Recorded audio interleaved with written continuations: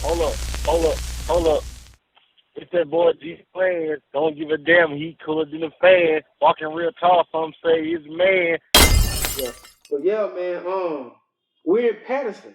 Paterson, New Jersey. Man, when I think of Paterson, I'm not gonna lie.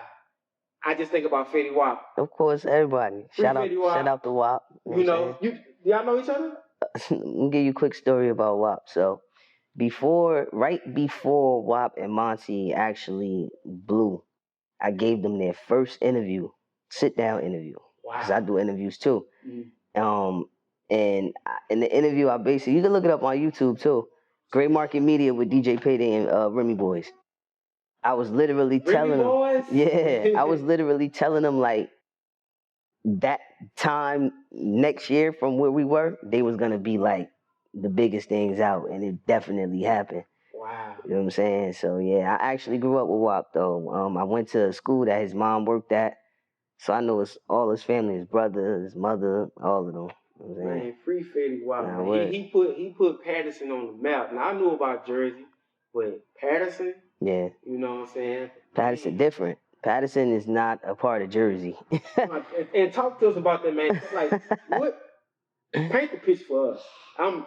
Of course, I'm not from here. I'm an outsider. So Paterson is probably one of the smallest, like cities, I guess you could say, in Jersey, and it make a lot of noise. It's small, but it's different. Like, people come from here that's not even too far away, like next city over, or Newark, or Irvington, Essex County, Hudson County. They come over to Paterson. They be like, yo, this shit different. We got our own little slang. We got our own dance. I created something called the Paterson Bop Challenge. I didn't create the dance. I don't want to take that away from nobody. That dance been around since my mom and her friends was younger, but it's just something that it's a Paterson staple. It's a dance, and it went viral like the beginning of this year. And then I had people from all over just joining the challenge just because.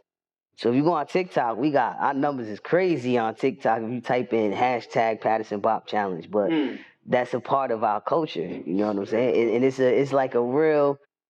Some people think it's ugly. And some people like, yo, I want to learn how to do that. You know how that go, but it's Paterson for sure. Yeah. Now, of course, I'm from Louisiana, from Natchez, by the way. And you was like, bro, like, we listen to the Hot Boys. Yeah. We listen to all of New Orleans stuff. Word up. Like it's new. Yeah. Like, we tell love us it. about, like. We love it. So it's just, I want to say that Lil Wayne era when he first came out, was Cash Money Millionaire, Hot Boys, and like, the city was on fire. Like, our city was on fire. Like, everybody was a Wayne fan. We still got a lot of Wayne fans, but it's just like, even with the beats, the blends, and all of that, like, that culture is a part of Paterson culture. Like, we do that. I love Manny Fresh. Like, as DJ producer and all of that, I love Manny Fresh because it's just something about that vibe, like that bounce. Like Did you see Juvenile Tiny Desk? I didn't get to watch the whole thing. Oh, man. But I saw clips of it, and it's like, yo, we out here, we still play Juvenile 500 Degrees like it is a brand new song or album. Understand? Like, that's just part of Paterson culture. And like I said, people even from the outskirts of Paterson that's in New Jersey, they come over here, they come to our parties, and they like, yo, y'all, what is this? Like, y'all still listening? Like, I never heard this before. How you never heard this? This came out years ago. This Juvenile, this Lil Wayne, and I'm like, yeah, we rock with New Orleans heavy. Straight up, man. Of course, we all over the state. New Orleans run it. Well, New Orleans and Baton Rouge music run the state as far as the music goes, but it's all a part of our culture. But I want to get back to Paterson, right? How was it like growing up in Paterson? What was Paterson like for the people who don't know anything about Paterson? I'm happy that I was born and raised in Paterson, because I feel like it molded me to like who I am. If you could survive in Paterson, you could survive anywhere. I should say, like, it's different out here, man. Like, when I was coming up, we had fun. A lot of fun. There was a lot of things for us to do. We had a lot of people that was involved that, did things around the children. I got brothers and cousins that ain't really related, but because of the Boys and Girls Club and like Camp YDP or some of the places that I've been to, you know, like school, we become family. But it ain't the same now. It's a little different. I feel like people came in and they looked at Paterson as an opportunity to do what they want to do, people that's not from here, and they took a lot of things away from the city, and it just... How you feel about that? People that's from the outside come infiltrate your city, take a little sauce and go somewhere else or do whatever they go do? Nah, not even... It's political what I'm speaking about. Okay. You know what I'm saying? Like, I really love where I'm from. Mm-hmm. Like I said, I had a fun childhood. And it hurt me that the kids now coming up, they don't really get to experience the things that me and my peers did because it's the city ripped away, you know, a lot of the stuff that we had. So now, you know, a part of what I do, my role, you know, I'm a big inspiration out here. I got a really thick following, a big platform, you know. I try to be as positive as I can and like do whatever it is that I can for, especially for the youth. No, for sure. You know, so I do a lot of behind the scenes working with some of the people that have like big say so in the city now to try to make a change and make things happen for these kids growing up, so they could kind of get a feel of what I had growing up in Paterson, because we had fun, man. Yeah. Okay. Now I want to say this: was it the DJ first and then the comedian? Yes, it was. It was. So let me tell you how I became a DJ. Talk to us. So, first things first, I'm a transgender male. Mm-hmm. So before I started my transition, I wanted to be the first female DJ in my town. And I hung around. I was a dancer. I used to dance.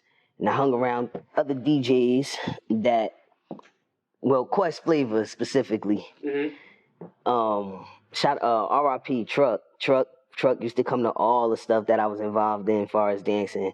And I remember telling Truck, like, yo, man, sometimes the DJs be messing up the vibes, because he was cool. He was connected with all the DJs. And I'm like, yo, I want to become a DJ, because I feel like I know what they need to play next after certain songs to keep the party flowing, you know, like keep it going. Mm-hmm. And PZ, he definitely introduced me to Quest Flavor, and Quest Flavor taught me everything that I need to know, and I was definitely the first Paterson female DJ out here, and from there it just went up. Mm-hmm. You know, like I was looking at it like, damn, all right, these DJs making money, looking at the money they making off the parties, because I always had that hustler spirit. Mm-hmm. How I ended up with the name PaeDae. I'm like, yo, man, my grandfather always told me, whatever you decide to nickname yourself, make sure it represents you, and it's a good representation, though. You don't want to, you know, something that either that you like, something that's, you know, something good. What I like money. I like to make money. I like to receive money. All right, DJ PaeDae. Yeah, okay. And I just came up with PaeDae, and it just stuck ever since, you know? So, yes, DJing definitely came first. I want to say shout out to 5-star DJs, DJ Mary Mac. She's actually Madonna's official DJ. I got it tattooed on my arm. Took me in under the wing from New York. She from New York. I had Jersey popping. I started rocking with the LGBTQ community. Mm-hmm. And I went from doing parties out here under different DJs to expanding and doing my own thing out in like Essex County and having my own events. And shout out to Miss Teresa too. Gave me my first opportunity to DJ for like a real big LGBTQ party, and all of the who's from the community used to come out for her, so they got to know who I was. I was young, fresh face, and it just grew from there. You know, so that's how I started the DJ thing, and how I got into the online comedian. Yeah, so what is Mecca? La Mecca. La Mecca. I want to how La Mecca came about. Yeah. At the time, I was working for the state. I have a culinary degree, and you can cook. Yeah, I went to culinary high school and college. Wow. Okay, that's what's up. And at the time I was out because I had broke my finger. I broke my finger on the job, so I was out of work for like a year. And I used to be home bored, so bored. And at the time, Instagram had just started doing the 15-second videos. Mm-hmm. Oh, so we talking like 2011. Yeah, this remember I was telling you about Vine. Yeah. Shout out to Super Cent and you know all the people from New Orleans. I used to follow all of them doing the funny stuff on Vine. And when Vine got shut down and we switched over to Instagram, they started the 15-second videos. I saw a lot of ghetto girls be like, or something be like videos floating around. And from the ghetto girls from Paterson, and I got cousins from Philly. I got family from all over Cleveland. I got family from all over, and they like riots, all of them. We in Paterson, y'all hear that? Yeah, exactly. They all the females that I know of. I just put them all into this one character. So before I even gave Mecca a name, it was just like ghetto girls be like. I used to just be doing stuff like that, and it just grew. Like I did one video and I got so much feedback from it. And I had, like I told you, I had nothing but time on my hands. It became a part of my day. I'm like, let me go make up a video, do something ratchet. But I'm like, you know what? People really start seeing me like, yo, that video you did was mad funny. Like you said, we definitely in Paterson.